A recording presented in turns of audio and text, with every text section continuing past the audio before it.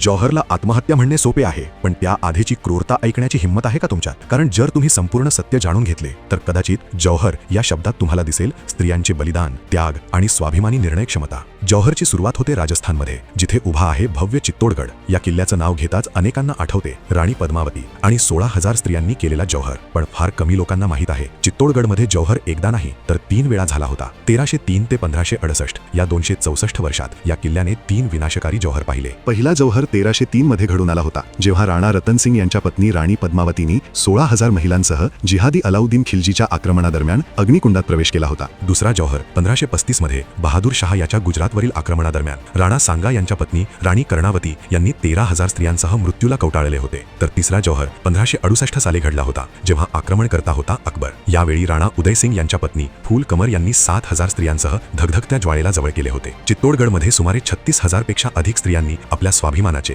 अस्तित्वाचे रक्षण करण्यासाठी जिवंतपणी अग्निकुंडात प्रवेश केला होता. पण ही कथा फक्त चित्तोडपुरती मर्यादित नव्हती. 1294 मध्ये जैसलमेर येथे भारतातील पहिला जौहर नोंदला गेला, जिथे भाटी कुळातील 24,000 महिलांनी जिहादी अलाउद्दीन खिलजीच्या आक्रमणापासून वाचण्यासाठी जौहर केला होता. 1327 मध्ये मोहम्मद बिन तुगलक याने काम्पिली राज्यावर आक्रमण केले आणि दक्षिण भारतातही जौहर झाला. जौहर हे मुस्लिम आक्रमकांच्या क्रूरतेमुळे होत असत. युद्ध जिंकल्यानंतर जिहादींनी केवळ राज्य आणि संपत्ती लुटली नाही, तर हिंदू योद्ध्यांच्या महिला आणि मुलांवर अमानुष अत्याचारही केले. या दरम्यान महिलांना पकडून नेण्यात आले, त्यांचे जबरदस्तीने धर्मांतर करण्यात आले, त्यांच्याशी लग्न केले गेले, तसेच त्यांना हरममध्ये ठेवण्यात आले. 1299 मध्ये गुजरातचे राजा कर्ण वाघेला पराभूत होताच अलाउद्दीन खिलजीने राणी कमलादेवी यांना बंदी बनवत जबरदस्तीने आपल्या हरममध्ये समाविष्ट केले. त्यांची मुलगी देवल देवी हिला जबरदस्तीने इस्लाम धर्म स्वीकारायला लावून अलाउद्दीन खिलजीचा मुलगा खिज्र खानशी तिचे लग्न लावून देण्यात आले. खिज्र खानच्या मृत्यूनंतर देवल देवीला बंदिवान बनवण्यात आले आणि शादीब आणि कुतुबुद्दीन यांनी तिच्यावर बलात्कार केले. जिहादींनी अनेकदा आत्महत्या केलेल्या महिलांच्या शरीरावर अमानुष अत्याचार केले असल्याच्याही नोंदी आढळतात. आणि म्हणूनच या वीरांगनांनी जौहर निवडला. त्यांच्यासाठी तो नुसता शब्द नव्हता, तो होता त्याग आणि स्वाभिमानाचे प्रतीक असणारा अंतिम प्रतिकार.